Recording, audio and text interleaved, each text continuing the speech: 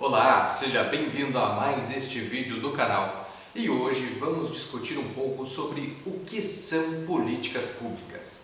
Este é um tema que vai estar muito em voga durante este ano, porque estamos em um ano eleitoral, um ano com eleições gerais para a Presidência da República, Câmara dos Deputados, Governo do Estado, Senado, e políticas públicas, infelizmente, acabam sendo discutidas discutidas com ênfase apenas em anos eleitorais.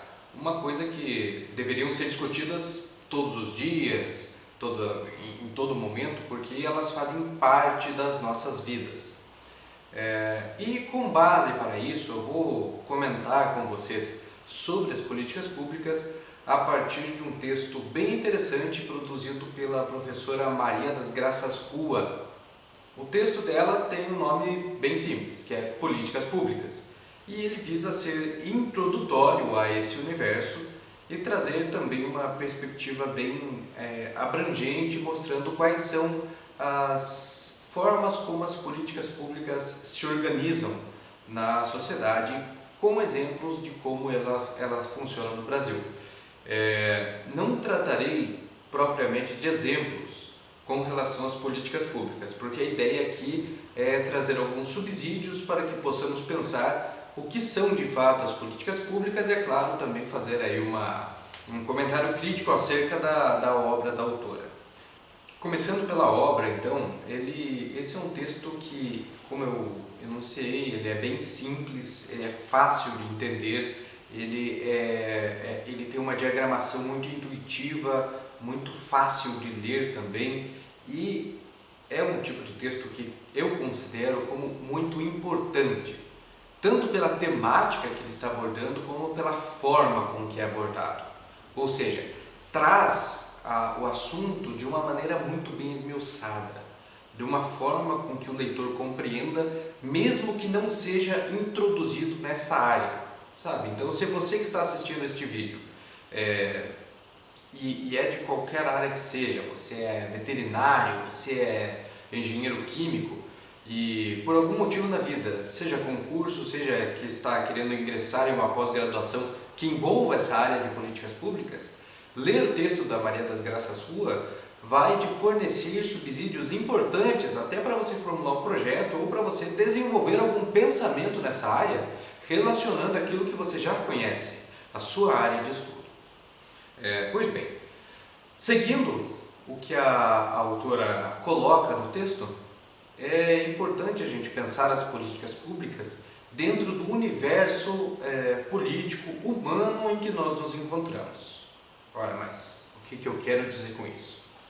Ela vai fazendo o desenvolvimento do seu texto pensando que as sociedades são compostas por indivíduos e por grupos de indivíduos que são desiguais. Desiguais em todos os sentidos.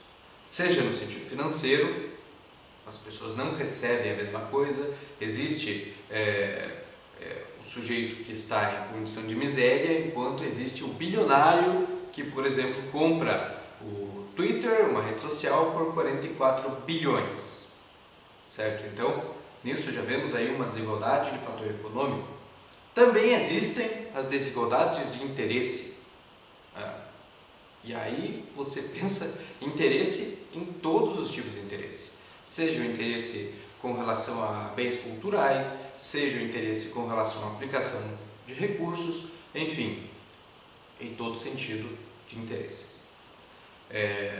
Dessa maneira, a sociedade, em sentido amplo, se difere daquela forma de manifestação societária comunitária, né, dos indivíduos que partilham os mesmos interesses, partilham o mesmo espaço também e se agrupam de uma forma comunitária. Na sociedade isso não acontece. E logo, por haverem interesses tão distintos, tão diversificados, e muitas vezes desigualdades que chegam a despertar uma certa antipatia entre os indivíduos, ocorrem conflitos. E esses conflitos precisam ser resolvidos de alguma maneira.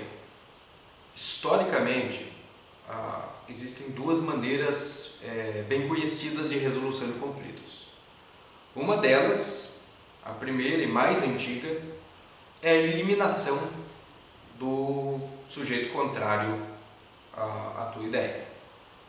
Então, se nós temos aqui o nosso grupo, que pensamos de determinada maneira, e tem o grupo contrário, cujos interesses vão contradizer aquilo que nós acreditamos. Seria impossível que vivêssemos no mesmo espaço. Então, lá falo disso há alguns séculos atrás, era uma coisa muito comum. Então vamos entrar em conflito armado, e aquele que vencer esse conflito armado, então estabelecerá a hegemonia neste ambiente que vivemos. Ou então o segundo grupo tem que se retirar se quiser evitar o conflito. Certo? Porém, conforme as sociedades avançaram, se racionalizaram as formas de vida e se percebeu que aquela maneira de resolver os conflitos também levava a uma instabilidade muito grande. Sabe, isso que eu estou falando não tem no livro, eu estou contextualizando até chegar na discussão da Maria das Graças. Então, nesse sistema havia uma instabilidade muito grande, porque ao mesmo tempo em que você poderia sair vencedor e colocar suas vontades a partir da força, outro grupo mais forte poderia vir e então defenestrar você daquele ambiente em que você vive. Ora, qual seria a solução?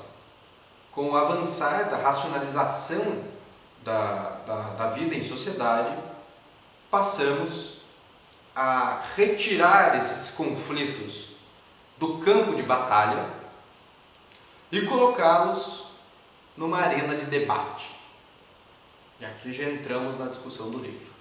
Ora, então essa arena de debate vai ser composta naturalmente e prioritariamente por indivíduos de posições contrárias.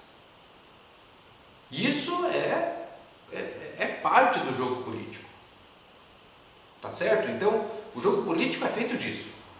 Indivíduos que pensam diferente e que tentam fazer as suas vontades, os seus entendimentos com relação ao mundo prevalecerem. Isso nem sempre acontece. Então, ocorrem impasses com relação à vida política. Nesse sentido, lógico, falando em um ponto de vista ideal, o melhor argumento venceria dentro da instância de debate.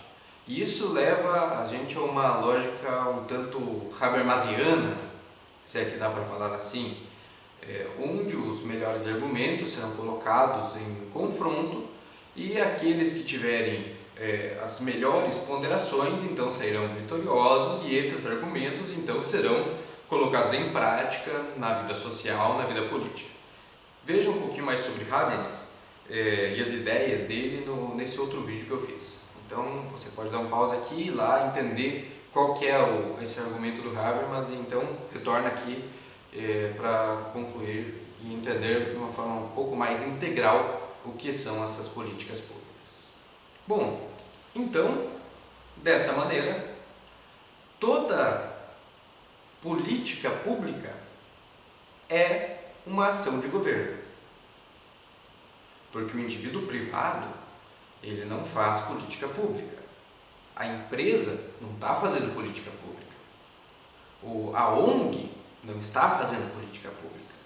A política pública é de exercício exclusivo dos governos. A sociedade civil, entendida aqui como os indivíduos privados, seja de qualquer ordem, igreja, empresa, organizações sociais dos mais diversos tipos, pode sim participar das discussões e até da implementação das políticas, mas não é o responsável por elas. É o governo, é o sistema público o responsável pela implementação das políticas públicas. Ora, eu falei que nem toda, aliás, que toda a política pública é ação do governo, mas nem toda ação do governo, nem todo debate parlamentar resultará em uma política pública. ou seja, nem toda a política é pública. Veja o caso do fundo eleitoral. Ele não é uma política pública. Veja o caso da picanha e do Viagra, das próteses penianas para as Forças Armadas. É verba pública, é uma política de Estado, mas não é uma política pública. Mas aí o que seria então uma política pública? Bom, uma política pública ela visa atender a necessidades da população, necessidades de uma forma geral, que vão reduzir desigualdades ou que vão promover uma melhor condição de vida para as pessoas. E o maior exemplo de política pública que nós temos no Brasil é o SUS. Veja só, o SUS ele é indiscriminado. Ele atende a todo mundo que precisa do SUS, certo? Ele não é uma política privada, ele é desenvolvido pelo Estado em todas as suas etapas. E é claro, existem problemas, mas sobre os problemas do SUS eu vou falar daqui a pouco. Porque agora uma dose de realismo é necessária em meio a isso tudo. Como eu falei no início desse vídeo, a política é um conflito intenso e inescapável de interesses. Ora, em se tratando de conflito de interesses, são usados de todos os artifícios possíveis para que esses interesses sejam, então, cumpridos, sejam aplicados. Um grupo da sociedade que pensa que seus interesses serão afetados com determinada política pública que visa beneficiar o todo, mas às vezes acaba que as partes, uma parte acaba sendo deixada de lado com relação ao todo, o interesse particular acaba sendo lesado em nome do benefício da maioria da população. Isso acontece, o Aristóteles já enunciava isso lá na política, na obra dele, A Política. O todo é sempre maior que as partes. Então, se é para beneficiar a maioria da população, a maioria que eu falo assim em termos gerais, a maioria mesmo, não é 50% mais um. Então, aquele pequeno grupo lesado, ele precisa se contentar. Mas lógico, ele não pode ser lesado de forma a lhe causar perda da vida, perda da liberdade, perda do sustento. Não. Um exemplo que pode ser dado são as políticas públicas de comunicação, certo? Existe um lobby muito grande das principais emissoras de televisão do Brasil, as principais empresas de rádio também, os grandes jornais, para que não sejam aprovadas políticas que vão pluralizar e diversificar a propriedade de mídia no setor. Ora, essa pluralização, essa diversificação seria boa para a população, de acordo com quem estuda essa área. Por que seria boa para a população? Ora, porque promoveria maiores possibilidades, maiores fontes de informação, e a informação ela é imprescindível para o exercício da própria cidadania e da democracia. Mas isso afetaria o negócio bilionário desses grupos de comunicação. Ora, então você vê aí o conflito entre interesses privados e os interesses públicos. Dessa maneira, o interesse público ele acaba ficando em uma seara de disputa. Enquanto seria bom para a população, e alguns grupos organizados tentam fazer com que isso seja promovido, aqueles grupos que detêm a maior força econômica, a maior visibilidade, como Folha, Globo, SBT, Record e por aí vai, obviamente farão valer seus interesses e entregarão para a população informações contra aquela política pública, fazendo com que ela pareça algo ameaçador. Ora, esse foi um exemplo, claro, de como funcionam esses embates de poder. E é claro que todos esses grupos, ora mais, ora menos, terão representantes políticos. E esses representantes políticos, por vezes, acabam entrando em lobbies para que determinados interesses sejam privilegiados e às vezes acabam ganhando até um por fora, como são vários os casos de corrupção que nós vemos por aí, várias rachadinhas que acontecem pelo Brasil adentro. Beleza, então agora que já sabemos que as políticas públicas são fruto direto da atividade política, a atividade política é essa que muitas vezes acaba sendo demonizada, né? Porque a gente vê tantos escândalos de corrupção ocorrendo e que acabamos falando, pensando, puxa vida, mas esses políticos, entre eles, nenhum presta e tal. Só que a atividade política ela está presente em todas as esferas da nossa vida. A forma como nós organizamos nossas relações dentro de casa também é uma forma de política. A questão é que a política institucional acaba sendo dominada por alguns poucos grupos, mas, bom, isso não é... Se entrarmos nessa seara de discussão neste vídeo, acabará ficando enorme, não será possível concluir em apenas um vídeo para o YouTube misturando esses assuntos. Prosseguindo com relação às políticas públicas, eu citei o SUS agora há pouco, e eu falei, olha, mas realmente o SUS tem problemas. E como que nós vamos sanar esses problemas? Ora, acontece que no nosso país, desde 1988, nós temos estabelecido na Constituição e em leis que vieram depois a possibilidade de existirem conselhos nos municípios, nos estados e na esfera federal. Esses conselhos seriam compostos por membros da sociedade civil, por membros do estamento burocrático do Estado, por técnicos, que então analisariam essas políticas públicas, tanto políticas públicas que ainda devem ser implementadas, você faz uma análise da viabilidade delas, da necessidade de recursos financeiros, da necessidade de recursos humanos, de qual que é o impacto, qual será a sua abrangência, faz uma estimativa de quanto tempo essa política pública deverá durar, por quanto tempo será a sua aplicação, enfim, é uma necessidade muito grande de recursos, de pensamento e de pessoas capacitadas para desenvolver uma política pública, certo? Existem vários municípios pelo país, a ideia dos prefeitos de que estamos instalando uma área industrial no nosso município. E o que eles fazem é doar terreno para empresas. Bom, em vias de política pública isso não é nada. Não, você está doando um terreno, você não está fazendo uma política pública. Você não está estabelecendo uma forma de geração de emprego, você não está promovendo com que aquela área seja de fato utilizada como uma área de desenvolvimento industrial e tecnológico no teu município. Sabe? Isso não ocorre. Então é um grande engodo isso que ocorre, isso que se faz nos municípios. Portanto, como eu dizia, as políticas públicas demandam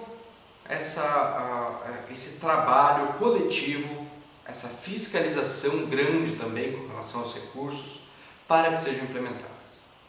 Ora, e depois de implementadas, é necessário que haja uma fiscalização constante, do começo ao final da política pública. Ou se é uma política perene, como é o caso do SUS, é necessário que seja fiscalizado o tempo todo, que seja reavaliado o seu funcionamento e otimizado sempre que vista a necessidade. O que ocorre no Brasil é que os conselhos eles acabaram não se efetivando na grande maioria dos municípios. E em muitos deles, onde os conselhos são efetivados, o que ocorre é um aparelhamento político desses órgãos. E esse aparelhamento, que geralmente coloca como seu presidente do conselho o secretário da prefeitura responsável pela pasta a que o conselho responde, a que o conselho discute, no caso, e desta maneira o que ocorre é que o conselho acaba apenas referendando as vontades políticas do grupo que ocupa o poder no município, no estado ou na esfera federal da presidência da República. Portanto, os conselhos eles necessitam de maior autonomia para que possam de fato fiscalizar e orientar o desenvolvimento de políticas públicas que de fato sejam abrangentes das necessidades do país, das necessidades sociais que são verificadas. Sabe? Os conselhos devem promover e desenvolver estudos também com relação ao que se deseja alcançar. Às vezes o conselho ele pode nem ter as ferramentas necessárias, mas vai lá, faz um requerimento, consegue verba, promove, paga um estudo de impacto, um estudo, enfim, dos mais variados tipos para que as políticas sejam de fato implementadas. E isso não ocorre na grande maioria dos municípios que tem conselhos. Onde não se tem conselhos, fica o Deus dará do que os prefeitos, os mandatários querem. Portanto, tendo esse panorama do que é uma política pública, para que ela serve, e quais são essas dinâmicas de força que são colocadas, estão postas na vida cotidiana do Brasil, nós percebemos que o texto da Maria das Graças Rua, que é o que eu trago aqui como base para comentar, eu estou comentando ali a partir do que a Maria fala, ele é muito importante para que se introduza a discussão sobre as políticas públicas no Brasil, e é um tema que estará muito em voga, como eu disse, para a abertura desse vídeo, neste ano, na disputa eleitoral, mas é um tema que ele nunca deveria sair de voga, porque ele fala com relação às nossas vidas. Muitas pessoas que seguem uma corrente liberal de pensamento, eu advogo que existam, quanto mais se fortaleçam todos os tipos de correntes de pensamento, porém eu vejo como um grande engodo, uma leitura falha o que os liberais têm com relação às políticas públicas, porque na visão deles, quanto menos a ação do Estado, maior será a ação dos indivíduos para promover seu próprio bem. E nós bem sabemos que isso não tem qualquer ponto de comprovação, certo? Não existe nada que vá alicerçar esse argumento, não existem experiências que mostrem isso. Aí o sujeito vai pegar e vai falar dos Estados Unidos, o grande país liberal no mundo, ou da Inglaterra. Na Inglaterra, o maior líder liberal do país teve sua morte celebrada pelos trabalhadores que se sentiram muito lesados durante seu governo. Trabalhadores que são a maioria do país. Os Estados Unidos é o país que tem cerca de 30 milhões de pessoas em situação de miséria. Moradores de rua, pessoas que não ganham o suficiente para comer durante o dia. Então, está aí um exemplo de como que essa ausência do Estado em algumas frentes acaba chegando a extremos. Porém, também nos Estados Unidos, o que se verifica é que o Estado, esse mesmo Estado, que deve ser julgado como mínimo, como desnecessário, porque afinal de contas, as empresas, a sociedade civil se resolveria por conta própria, faz guerras e mais guerras para defender o interesse das grandes empresas privadas do país, no caso as petroleiras, a indústria armamentista. Então, onde está a coerência desse argumento? Óbvio que eu não entrei aqui num debate acadêmico com relação a esse livro, nem mesmo sobre essas pontuações finais que eu faço, porque a ideia mesmo aqui é apresentar, fazer essa crítica com relação ao conteúdo e com relação à obra. Ela está disponível gratuitamente, porque ela foi financiada pela CAPES, então é só você digitar o nome da autora e o nome do livro no Google, que você já tem acesso à obra completa. É isso aí, pessoal. Se você gostou do vídeo, não esqueça de deixar o seu gostei aqui embaixo, deixar também um comentário e se inscrever no canal. Eu espero você no próximo vídeo.